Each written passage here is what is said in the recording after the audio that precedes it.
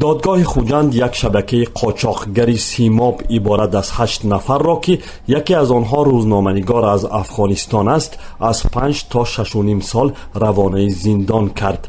این افراد زمان دریافت و خریدن سیماب برای انتقال و فروش در خارج از تاجیکستان دستگیر شدند. بنا به اطلاع دادگاه خوجند، میر میرزاده شهروند و روزنامه‌نگار افغانستان یکی از این 8 نفر زندانی شده است که درباره سیماب فروشی از اعضای دیگری این گروه درک یافته برای خریدن آن ماه نوامبر سال گذشته توسط دوشنبه به خوجند آمد و مقامات حفظی حقوق دستگیرش کردند. بر پایه معلومات دادگاه، میر میرزاده 39 ساله و ساکن شهر پروان ولایت همنام افغانستان است. او دارای معلومات عالی با اختصاص خبرنگاری بوده زمانی بازداشت وظیفه مدیر شبکه تلویزیونی جهان در محل زیستش را بر عهده داشته است. اکمل سوریدین زاده، دادرس دادگاه خوجند و مسئول بازبینی پرونده این گروه 8 نفری قاچاقبر سیماب گفت که این شهروند افغانستان میر میرزاده مطابق 2 ماده کادکس جنایی تاجیکستان قاچاق سیماب و معاملات غیرقانونی با ماده های سخت تاثیر یا زهرآلود با مقصدی به کسی دیگر دادن گناهکار دانسته شد و به 6.5 سال محکوم به زندان گردید.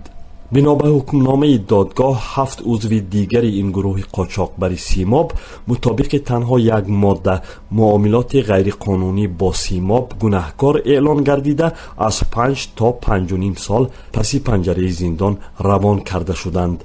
بنا به حکمنامه دادگاه این گروه 8 نفری قاچاقبر سیماب تلاش داشتند سال گذشته مقدار از سیماب را که در 5 ظرف بود خریدار یابند و با راه قاچاق به خارج از تاجیکستان انتقال دهند. همچنین 3 نفر آنها قبلا نیز با صادر جنایت‌های قاچاق و قلابی حبس شده‌اند.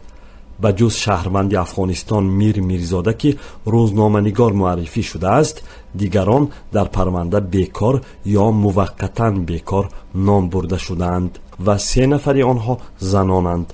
سیماب را به آنها در ماه می سال گذشته 2017 شخص پیشنهاد کرده گفته است که مقصد فروختن آن به شهروندی خارجی را دارد. دادگاه او را شخصی نسبت به او پرونده علاهیده بازگردیده می نامد. همین طور نخست محبوبه میرزایeva به این فروشنده شرطی وعده پیدا کردن خریدار را داده، سپس دوگانه اش مقصوده حاجمova را جلب کرده است. توسط او عبدالرسول عبداللهیف ساکن شهر دوشنبه در خوجند نزد یک مهمانخانه آخر ماه اکتبر سال 2017 بیش از 400 گرم سیماب را در یک ظرف به $3000 امریکایی و 6000 سامانی خریده است. همچنین ضمن جستجو از منزل محبوبه میرزایeva در 4 ظرف دیگر سیماب فروشی را پیدا و مصادره کردند. دادگاه میگوید زمان تحقیق پرونده این گروه 8 نفری قاچاقبر سیماب در محبس قرار داشتند.